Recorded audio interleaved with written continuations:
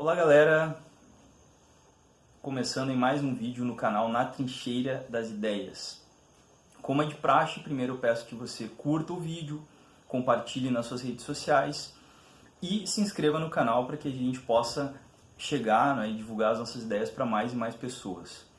Hoje nós vamos discutir sobre meio ambiente e o convidado, né, para falar sobre essas questões é o professor Jairo César, professor formado em História, mestre em Educação, professor da Rede Pública Estadual de Santa Catarina e que atua, né, junto a movimentos em defesa do meio ambiente, na luta ambiental, há 29 anos. Atualmente o professor Jairo faz parte da coordenação da OCIP Preservação, que atua especialmente no Morro dos Conventos, em Araranguá, no sul de Santa Catarina, e também faz parte do Comitê da Bacia Hidrográfica do Rio Araranguá e do Comitê do Projeto Orla. Então, professor Jairo, muito obrigado pela sua participação, por ter aceitado, né, falar e bater um papo sobre a questão ambiental no Brasil de hoje, os dilemas e todos os problemas, né, que nós estamos enfrentando num momento bastante complexo e trágico, né? Essa semana ocorreu a tragédia em Brumadinho, que é uma das consequências aí das políticas ambientais que vêm sendo feitas no Brasil. Então, se pudesse começar esse bate-papo contextualizando e, né, analisando um pouco do cenário que nos levou até aqui, que nos trouxe até aqui, até esse momento que a gente está vivendo, para depois a gente falar um pouco do governo Bolsonaro, as políticas que estão acontecendo, enfim, né, poder começar por aí. Agradeço muito, Rodrigo, por ter me convidado para esse momento. Acho que vai ser uma entrevista que vou procurar fazer alguns detalhes, dar alguns detalhes sobre um pouco da minha trajetória como ambientalista, como militante na área ambiental. Como você falou, são quase 30 anos de militância e durante essa trajetória, digamos, longa trajetória, muito delas ligada ao aspecto ambiental, ao aspecto educacional, educação ambiental, já como sou um professor, atuo na rede pública e venho desenvolvendo também atividades, vinculando essas minhas ações ambientais no campo da educação. Então, é uma experiência que eu tenho com a educação, então isso me deu muita clareza, né, naquilo que eu venho atuando. Bem, como o Rodrigo comentou, como tu colocaste, minha militância começou na década de 90, período considerado um tanto quanto complexo, né, um momento de transição, um período pós-ditadura. Aí, nesse período, as políticas ambientais tomaram alguns rumos bastante complexos, sabe?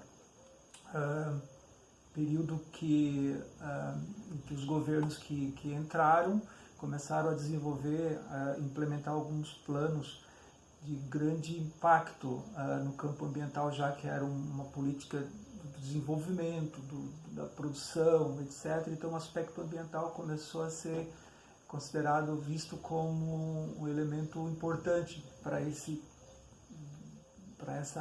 essa transformação na nossa economia.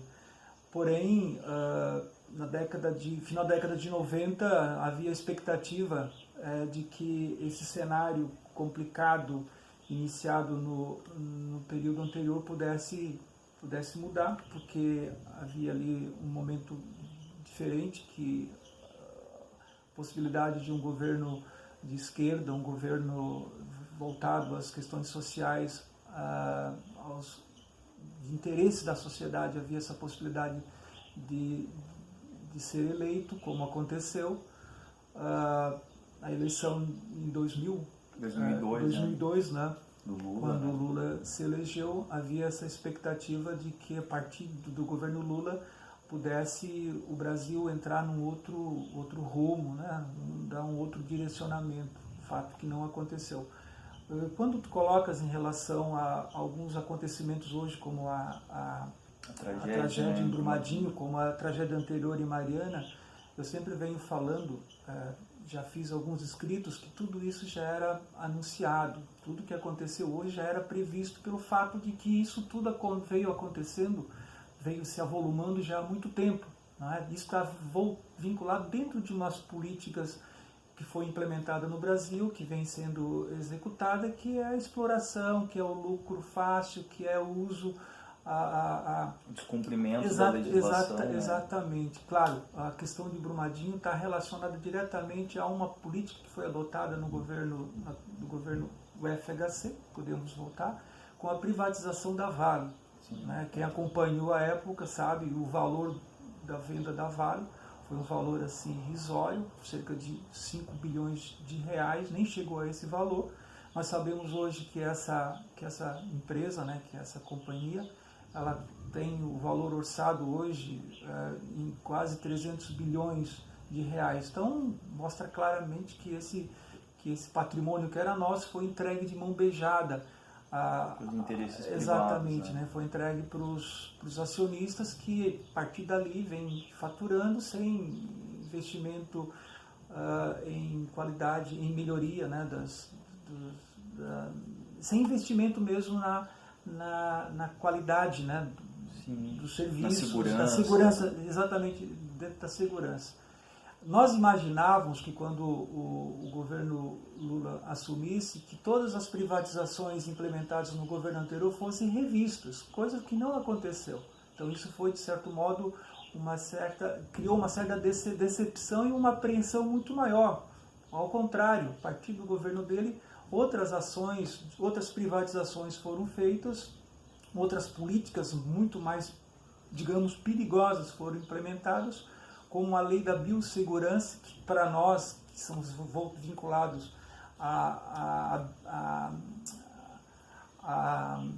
luta pela agricultura orgânica, né? Exatamente, familiar. Foi para nós, foi para a sociedade um retrocesso, porque a biossegurança abria caminho para uma agricultura mercantilista, uma agricultura extremamente danosa aos nossos ecossistemas, como aconteceu. A partir dali, a permissão para a agricultura, os transgênicos foi permitido, e no momento que libera a cultura dos transgênicos, é um pacotão, abre espaço para que outros produtos também estivessem junto com esse pacote, como além dos transgênicos também... O uso indiscriminado de agrotóxicos. Exatamente, os agrotóxicos veio junto com esse pacote. Inclusive, professor, essa semana houve um comunicado da Rússia dizendo que pode cancelar a compra de da soja brasileira devido à elevada quantidade de agrotóxico que é utilizado aqui, que ultrapassa os níveis estabelecidos internacionalmente. Exatamente. É interessante que nos Estados Unidos, onde os transgênicos, digamos, que tiveram origem, está relacionado com as grandes empresas, com a própria Monsanto, que durante anos controlou, teve o controle sobre eles. Hoje a Monsanto foi vendida. Hoje eles estão revendo, os agricultores, os pecuaristas, os agricultores dos Estados Unidos estão revendo essa política. Eles estão vendo de que a produção não é a mesma, a quantidade de produtos não são os mesmos, sabe? Há uma redução, cada ano vem reduzindo as safras, e então eles estão percebendo de que essa mudança de produto, né, de produto orgânico para produto geneticamente alterado, não está sendo compatível, não está mantendo aquela produção como era anteriormente. Então isso está está sendo modificado. E no Brasil isso já vem sendo repensado, essa política dos transgênicos, além dos impactos que ela vem trazendo à atividade agrícola em geral, ela vem também reduzindo ano a ano a quantidade de grãos produzidos. E também tem um agravante, que a Europa, que digamos que seja o nosso principal mercado consumidor, também vem restringindo a entrada desses produtos pelo fato do país, da comunidade, vem implementando a cada ano políticas mais restritivas, que está relacionado ao próprio consumidor, também vem modificando. Agora, professor, no ano de 2012 teve um marco importante em termos de legislação, que foi o Código Florestal Brasileiro. Exatamente. Isso no primeiro mandato da Dilma. Exatamente. Antes do Código Florestal Brasileiro, um outro aspecto negativo também da época do governo do Lula, nós consideramos governos petistas, foi a questão ali da transposição do Rio São Francisco, que nós consideramos também como um fato negativo, pelo próprio impacto que esse projeto traria ao Rio São Francisco e também ao interesse, todo o interesse econômico por trás desse projeto. Foi um projeto longo, a ideia é transpor a água do São Francisco até o Nordeste brasileiro, um projeto bilionário e de grave impacto também, impacto ambiental. E há pouco tempo esse projeto foi concluído, mas já vem demonstrando que os resultados não são tão promissores como se imagina, como vinha se prevendo, né? Já no governo Dilma Rousseff, segundo o primeiro mandato dela, mandato, como tu colocas aí, entra em discussão ali a criação do novo Código Florestal. Foi também um projeto extremamente polêmico. E que a origem dele se deu em Santa Catarina, né? No governo Luiz Exatamente. Primeiro, um código ambiental que foi implementado aqui. Em 2009 foi aprovado o primeiro Código Florestal catarinense, né? Esse Código Florestal de Santa Catarina passou a ser modelo do Código Florestal brasileiro. Ele recebeu várias ações na justiça, ficou sob intervenção por muito tempo. O próprio Ministério Público entrou com uma ação contra o código porque ele impactava, ele não estava de acordo com as legislações federais, principalmente com o Código Florestal em vigor, que é o Código Florestal 65, que prevalecia naquele momento. Ele era extremamente permissivo, extremamente impactante, é claro, ele estava de acordo, muito claro, com os interesses, né, da comunidade ruralista, do agronegócio, principalmente do agronegócio catarinense e também, em geral, no Brasil inteiro.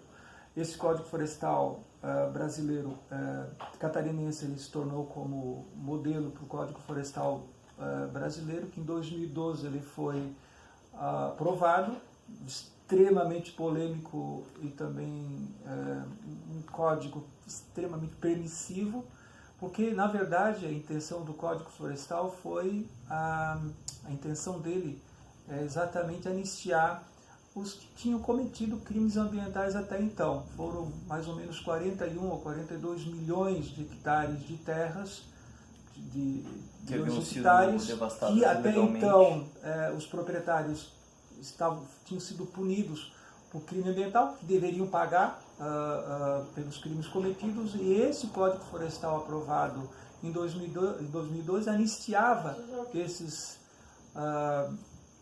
chamados criminosos ambientais. Então, quem tinha, a partir de 2008, o Código Florestal ele estabelecia que quem tinha cometido algum crime até 2008 estaria anistiado.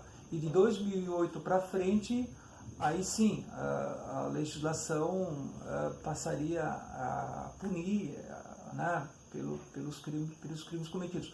Mas o que é questionável é se esse Código de 65, não é, que eu considero, quem conhece sabe, é um código bastante avançado, ele é quase que um modelo, vários códigos mundiais. O que faltava nele é exatamente o cumprimento das legislações em termos de regras, ele era bastante claras. Não é? Se esse código, que era considerado bastante avançado, bastante avançado em geral, abrangente, chegou nesse momento, ele sofreu essa mudança e que quem cometeu crimes passou a ser absolvido. Quem diz que esse código que foi aprovado em 2012, daqui mais 10 anos no máximo, os que cometeram crimes também não vão ser absolvidos através de uma nova reforma, um novo código que poderá ser criado no futuro? Né? Ninguém duvida que um novo código vai ser elaborado, com a intenção também de absolver os que cometeram crimes ambientais até então. Então, na nossa opinião, acredito que muitos também concordam comigo, o código que está aí é um código que realmente coloca em dúvida, né, sobre a preservação das nossas florestas. Um aspecto até então positivo, tirando todos os aspectos negativos, mas o que poderia ser positivo nesse código seria a criação do CAR, que é o Cadastro Ambiental Rural, que todos os proprietários brasileiros teriam um prazo de 1 ano para executar, ou seja, quem tivesse propriedade, nas suas propriedades tem áreas de floresta, principalmente reserva legal, são as áreas que foram permitidas, que foram protegidas, né? Cada propriedade tem que ter áreas protegidas. Então, o cadastro obrigava que cada proprietário elaborasse um plano, uma espécie de relato claro sobre as suas propriedades, quanto de florestas existe, não é? E a partir dali, com esses dados, o governo brasileiro poderia monitorar com mais precisão a quantidade de florestas existentes, principalmente florestas protegidas.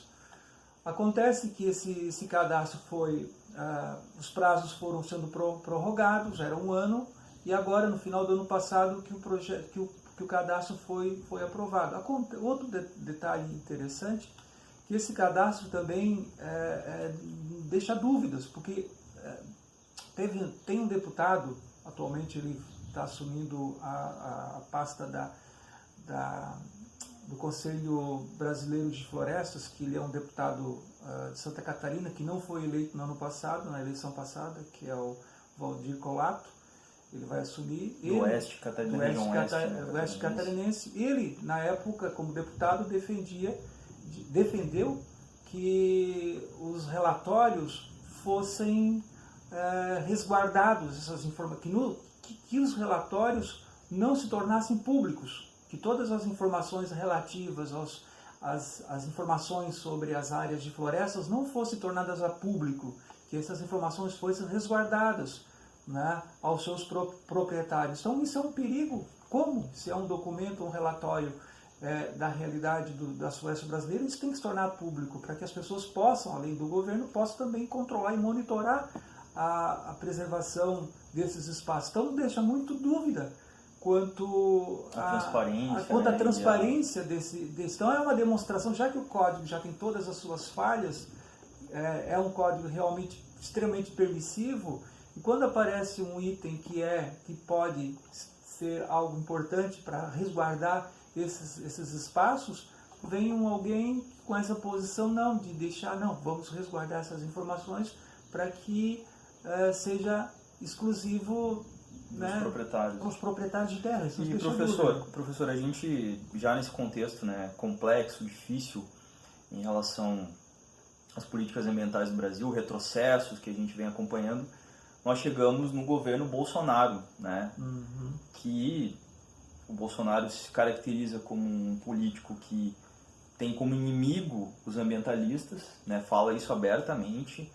Ele chegou, inclusive, né, antes de assumir, depois da eleição, né, ali no período de transição, a afirmar que não haveria Ministério do Meio Ambiente, melhor dizendo, né, ele estaria submetido, né, a questão ambiental ao Ministério da Agricultura, ou seja, falando português bem direto, é a raposa cuidando do galinheiro, né? E aí, devido a pressões internacionais e todo o cenário que se criou em torno dessa afirmação dele, ele recuou e criou um Ministério do Meio Ambiente, mas com uma figura que é o ministro Ricardo Salles, que é um advogado, havia sido secretário do Meio Ambiente no governo Alckmin, do PSDB, né, em São Paulo, e que tem inclusive foi condenado em dezembro do ano passado por improbidade administrativa, exatamente por burlar, né, facilitar, enfim, para empresas privadas, construções, enfim, áreas de preservação ambiental no estado de São Paulo, e que está aí, né, no centro agora das políticas, né, da elaboração das políticas ambientais, inclusive se diz de multar os agentes do IBAMA que venham a multar, ou seja, uma fiscalização dos agentes coibindo, né, as políticas de fiscalização ligadas ao Ministério do Meio Ambiente. E o Bolsonaro, por incrível que pareça, havia dito em Davos, né, na semana anterior, que o Brasil era o país do mundo que mais preservava o meio ambiente, né? E a gente tem, na sequência, a tragédia de Brumadinho, que é fruto de um crime ambiental, né, de descumprimento de uma série de legislações. E aí nós chegamos nesse cenário. O que a gente pode esperar, né? Um governo que completou um mês, o que dá para esperar desse governo Bolsonaro? Enfim, o que a gente pode vislumbrar em termos de políticas ambientais em relação à proteção e preservação do meio ambiente nesse próximo ciclo? Olha, eu deixo bem claro, assim, nessa minha experiência de militante na área ambiental, como eu digo, venho acompanhando os últimos governos desde a década de 80, década de 90 para cá. Porém, sabemos que esses 30 anos não foram períodos muito promissores para a área ambiental, não só para a área ambiental, mas em outros setores também, pelo fato que os governos que entraram com políticas claras, políticas voltadas ao mercado, políticas de exploração, exceto alguns pontos positivos, mas são mínimos em relação a todo esse desmanche no campo ambiental que foi feito nesses últimos anos. Eu sempre venho falando de que se os atuais governos, como o governo atual, vem com uma proposta mais retrógrada, né, de extremo perigo para a área ambiental, a culpa, de certo modo, não é só exatamente dele, porque governos passados deram essa possibilidade para que ele chegasse a esse nível também. Não foram criadas nos governos anteriores implementadas algumas políticas bastante definidas. Um dado importante aqui que é importante que se ressalte, a questão das terras indígenas, as demarcações das terras indígenas. Nos governos populares, isso foi deixado muito aberto. Esses programas não foram executados. Então, careceu dessas ações mais rígidas para que os governos que viessem posteriormente não pudessem, de maneira nenhuma, desmanchar. Mas isso não foi feito. Os licenciamentos ambientais também foram afrouxados. E outros pontos também, nos governos passados, também foram deixados, foram fragilizados. E o governo anterior ao governo atual, que é o governo Temer, também foi considerado um dos governos extremamente perverso para o meio ambiente brasileiro. Um aspecto que deve ser ressaltado foi a flexibilização dos agrotóxicos, já na época do governo popular, do governo petista, no primeiro mandato, com a biossegurança, né, quando ele liberou o cultivo de transgênicos e, ao mesmo tempo, o uso de agrotóxicos. Com o governo Temer, isso facilitou muito a execução desse plano, porque a partir de agora a intenção era flexibilizar mais ainda o uso de agrotóxicos na agricultura brasileira, que já vem hoje sendo considerada como a primeira do planeta no uso desses químicos. Não é? E em muitos países da Europa já vem fazendo um programa inverso. Em vez de incentivar o uso de químicos ou de agrotóxicos na agricultura, já vem desenvolvendo um plano contrário, de incentivar a agricultura orgânica, que é o que nós deveríamos estar fazendo hoje em dia. Não precisamos mais estar derrubando florestas e mais florestas para cultivar. A área que nós temos hoje propícia para a agricultura já é suficiente para abastecer o mercado brasileiro, as necessidades, e dá suficiente para exportar, e ainda sobra. Não é? É isso que está acontecendo. Com o governo Bolsonaro, todo mundo acompanhou, e nós, principalmente eu, fiquei muito apreensivo, porque as propostas que ele vinha implementando quando candidato nos deixava realmente apreensivo. E se aquilo que ele realmente vinha propondo fosse executado, que não, pelo que nós estamos vendo, acreditamos que sim, ele está sendo executado, o Brasil vai se tornar seguramente um território perdido, um território arrasado, não é? Principalmente quando se trata de liberação das florestas para derrubada, para mineração, para mineração, para a expandir a fronteira agrícola. Exatamente, né? A política de fronteira agrícola está explicitada, não é? E quando ele vem,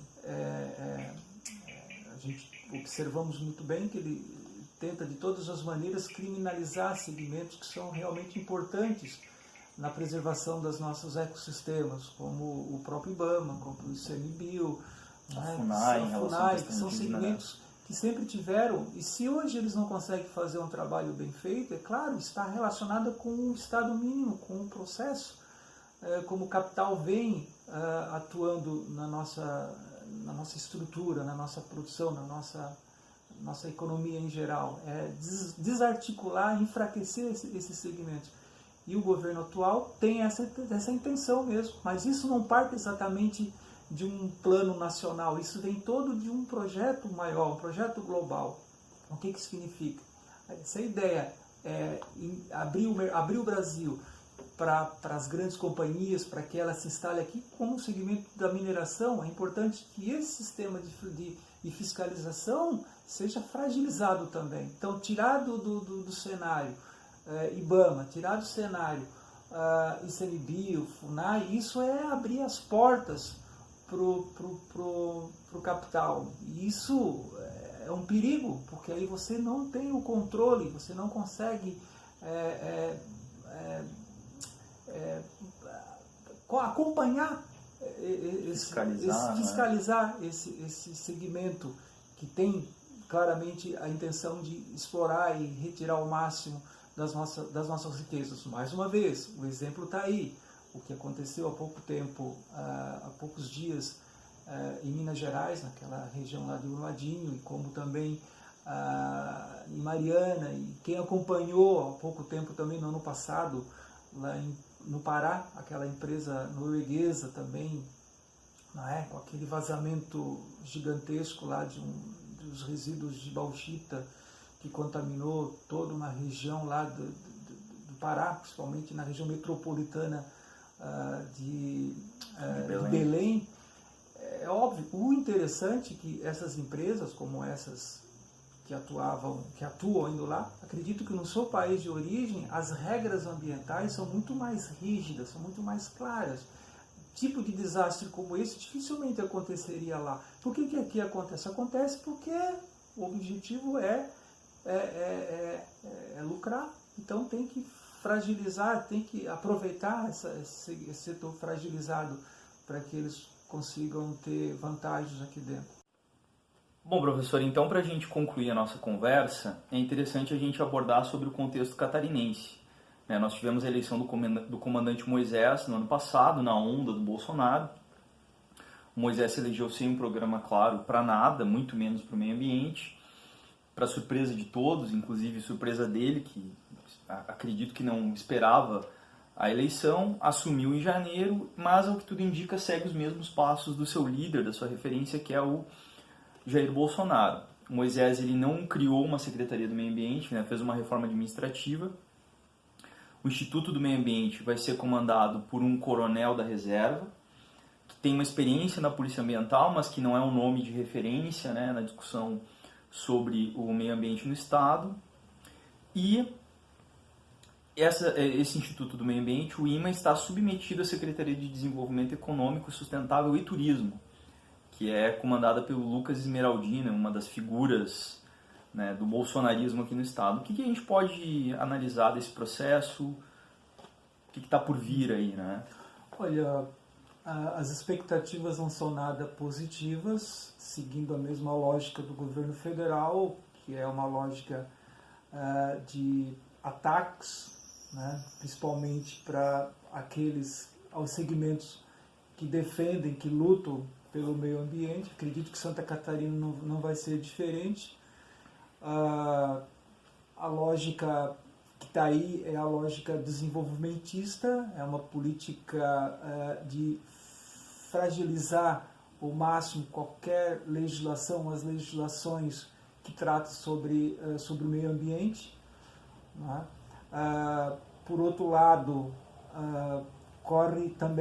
há um grande risco da criminalização maior dos movimentos ambientais, dos ativistas ambientais no Estado, que já vem fazendo um trabalho de fiscalização, um trabalho de mobilização contra as atitudes, as ações perversas, né, contra o meio ambiente. Deixando claro, Santa Catarina, nos últimos anos, veio sendo mostrada em âmbito federal como um estado com perdas enormes da sua cobertura vegetal. Isso está relacionado ao corte indiscriminado, está relacionado também à agressão, né, contra as florestas. Santa Catarina também é considerada em âmbito federal um dos estados com pior cobertura de saneamento básico também, né? E que tudo isso deve ser observado, isso faz parte das políticas de qualquer governo, de implementar essas políticas, e o que é mais complexo, o que é mais que deixa ainda mais dúvida em relação ao próprio Código Florestal brasileiro. Muita coisa que está ali tem que ser implementada, as coberturas, a recuperação da vegetação, principalmente da mata de restinga. Há um risco também das unidades de conservação, que também pode sofrer também ataques do governo, né, tentando restringir esses espaços, como o governo federal está querendo fazer. A questão do licenciamento ambiental, que é a política de flexibilização em âmbito federal, é bem provável que em Santa Catarina o próprio órgão fiscalizador, o órgão que é responsável por isso, o Instituto do Meio Ambiente, vai facilitar ao máximo, que isso está condicionado também ao programa de desenvolvimento. Então, o que nós esperamos, essa nossa expectativa, é que os movimentos ambientais venham se fortalecer, mesmo sabendo das pressões que vão sofrer. Nós vamos continuar a nossa luta.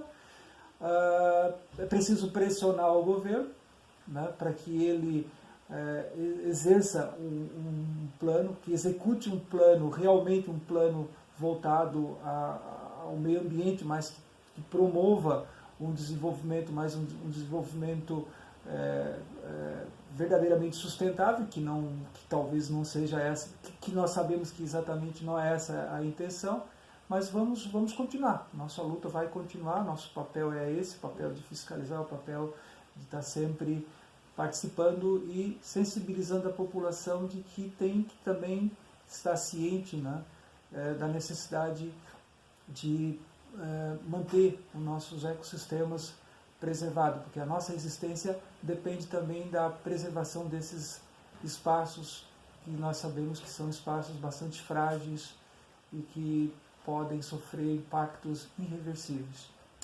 Então tá, professor, muito obrigado pela sua participação. Eu que agradeço. Certamente teremos outros momentos aí para discutir sobre ambiente, educação. Agradeço a participação de vocês.